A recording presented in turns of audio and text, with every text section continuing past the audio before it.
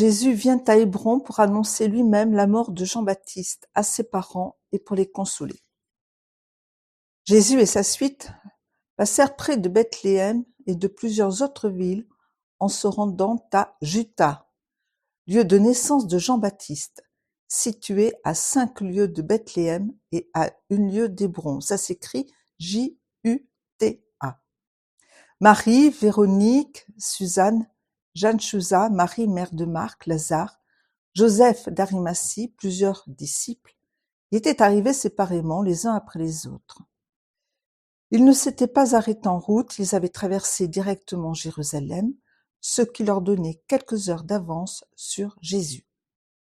La maison de Zacharie, métairie isolée, était bâtie sur une colline en deçà de Juta. Cette maison, les terres qui en dépendaient, qui consistaient surtout en vignes, étaient l'héritage de Jean-Baptiste.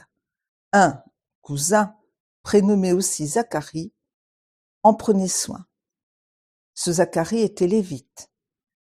Il était, par ailleurs, ami avec saint Luc et lui avait souvent raconté beaucoup de choses touchant la Sainte Famille.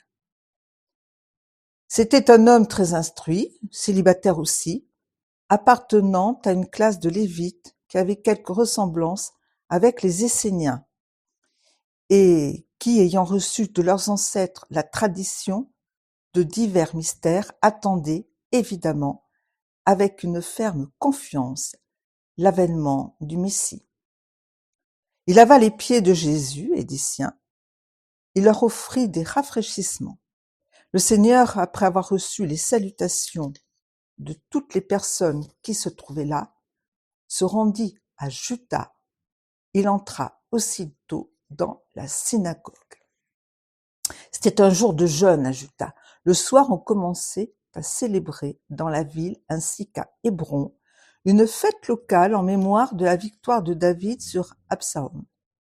C'est à Hébron, lieu de sa naissance, que celui-ci avait levé l'étendard de la révolte contre son père. Pendant toute la fête, même en plein jour, un grand nombre de lampes brûlaient dans la synagogue et dans les maisons. Jésus prêcha dans la synagogue devant une foule. Puis il prit un repas avec les Lévites, qui lui donnèrent de touchants témoignages de respect et d'affection.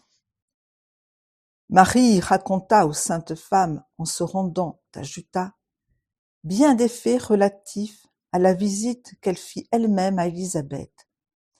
Elle leur montra l'endroit où elle avait quitté Joseph, après qu'il l'eut conduite chez sa cousine, et elle leur parla des soucis dont elle avait été dévorée en pensant au doute qui tourmenterait son époux lorsqu'à son retour il s'apercevrait de son état. Elle leur raconta tous les mystères qui s'étaient accomplis en ces lieux, lors de la visitation et de la naissance de Jean. Elle parla du tressaillement de ce dernier dans le sein de sa mère, de la salutation d'Élisabeth, du Magnificat que Dieu lui avait inspiré. Elle avait ensuite récité tous les jours avec Élisabeth ce Magnificat. Elle leur raconta aussi comment Zacharie était devenu muet, comment Dieu lui avait rendu la parole lorsqu'il avait donné le nom de Jean à son fils. En révélant ces grandes choses aux saintes femmes qui versaient des larmes de joie, Marie pleurait. Son émotion n'était pas seulement produite par le souvenir de tant de merveilles, mais Marie connaissait la mort de Jean, que ses compagnes, par contre, ignoraient encore.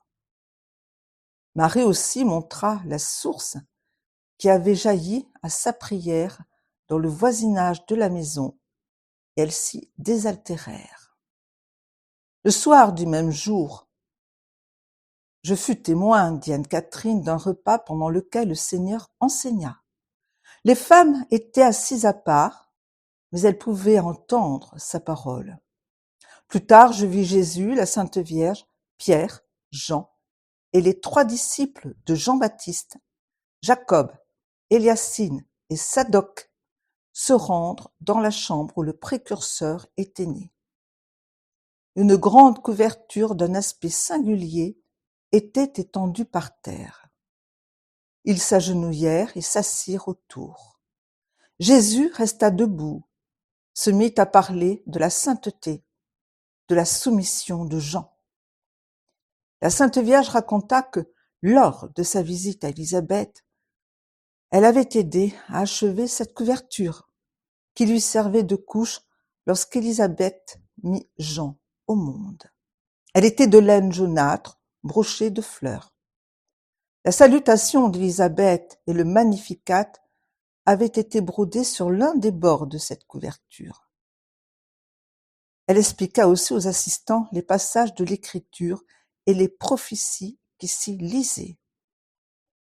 Elle ajouta qu'elle avait prédit à Élisabeth que Jean ne verrait Jésus que 3 fois, que cette prophétie avait été accomplie à la lettre. Voici dans quel ordre. La première fois, lors de la fuite en Égypte, Jean vit Jésus tout petit enfant passer devant lui dans le désert, à quelque distance du lieu où il se tenait. La seconde fois, il le vit à son baptême. La troisième, tandis qu'il côtoyait Jésus dans le Jourdain. C'est là qu'il rendit témoignage de lui.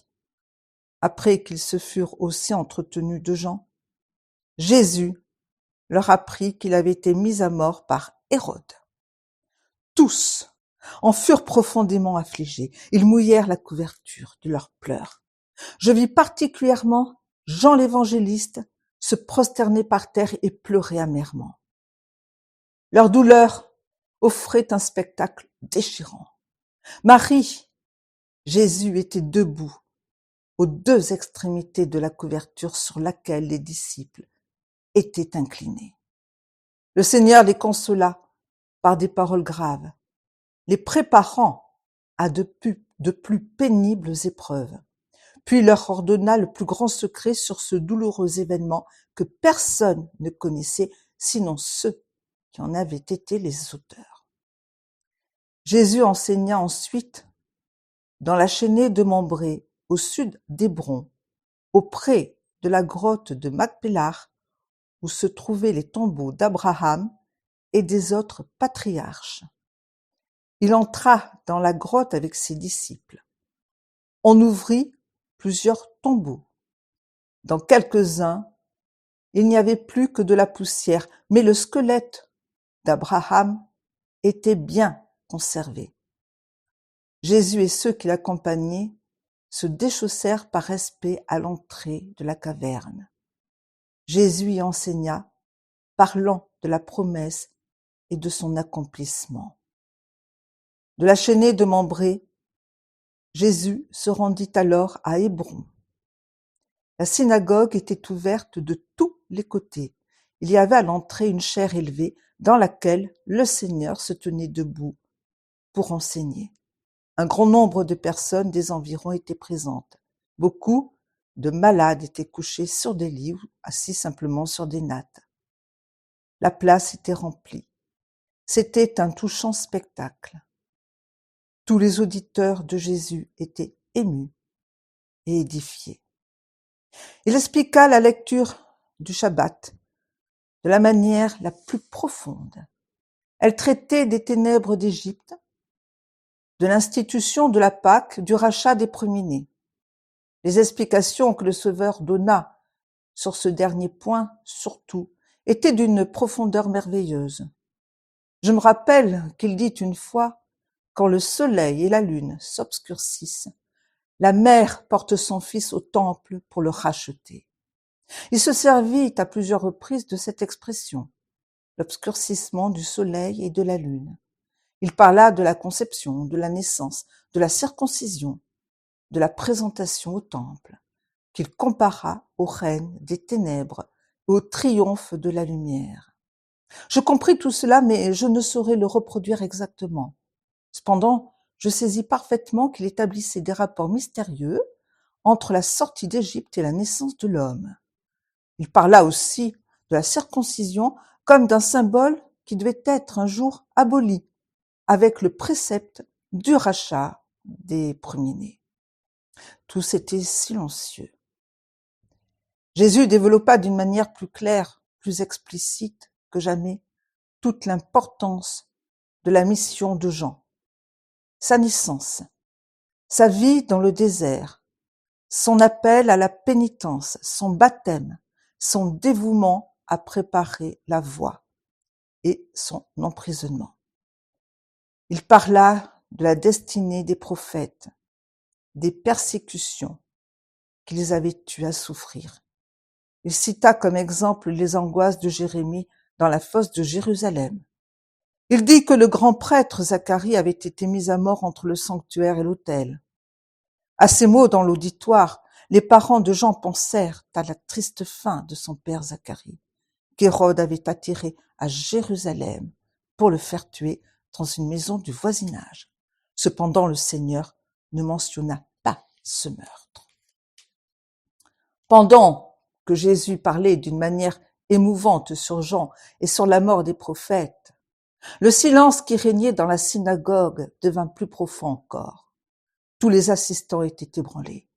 Beaucoup de personnes pleuraient. Les pharisiens eux-mêmes étaient émus. Cependant, plusieurs des parents, des amis de Jean ayant appris par une révélation intérieure qu'il avait été décapité, furent si affligés qu'ils s'évanouirent. Il s'ensuivit une grande confusion dans la synagogue. Alors Jésus dit qu'il suffisait de soutenir ceux qui étaient tombés en défaillance, qu'ils recouvreraient bientôt l'usage de leurs sens. Leurs amis les tinrent quelques instants dans leurs bras. Jésus continua sa prédication. Je sentis que les mots entre le temple et l'autel n'indiquaient pas seulement le lieu du meurtre du premier Zacharie, mais se rapportaient mystérieusement à la mort de Jean, comme si cette mort, considérée dans ses rapports avec la vie de Jésus, avait eu lieu entre le temple et l'autel, le précurseur étant mort entre la naissance du Seigneur et son crucifixion. Les assistants ne pouvaient comprendre de semblables rapprochements. La prédication terminée, on reconduisit chez eux les personnes qui s'étaient évanouies. Parmi les plus affligés, on remarqua Zacharie, le cousin de Jean, une nièce d'Élisabeth, Marie à Hébron, mère de 12 enfants. Jésus, accompagné de Zacharie et de ses disciples, se rendit dans la maison de cette mère. Il ne l'avait pas encore visitée, mais les saintes femmes y étaient allées plusieurs fois avant leur départ d'Hébron. Le soir, il y prit un repas, mais ce fut un repas bien triste. Je vis Jésus avec Pierre, Jean, Jacques, fils de Cléophas, Éliacine, Sadoc et Zacharie, avec la nièce d'Élisabeth, son mari et quelques autres, dans une chambre dont la porte était fermée, de sorte que personne ne pouvait venir troubler leur réunion. Les parents de Jean dirent timidement à Jésus, « Seigneur, allons-nous revoir Jean ?» Jésus répondit en pleurant, « Non, jamais, jamais. » Puis il parla de sa mort de la manière la plus touchante et la plus consolante.